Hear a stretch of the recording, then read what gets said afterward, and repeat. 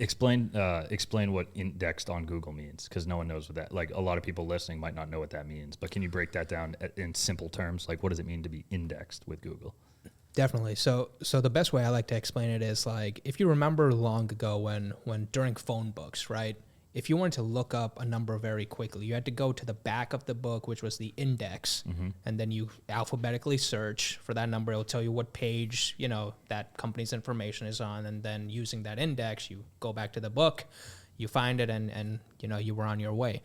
So that is pretty much what's happening now on Google. Like, when Google first started, like, they bought up a lot of these textbook directories and they uploaded them on Google.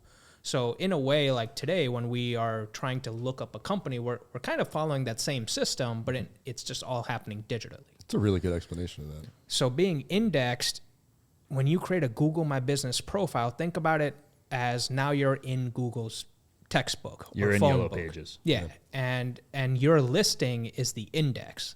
So if you're not even indexed, like in the book itself, like, it's going to be very hard to find you, right? So that's the best way, like, I like to explain it. So, like, making a listing, optimizing it properly, making sure your services are populated properly, all of that, it helps your listing being found to the proper search terms much easier and more effectively.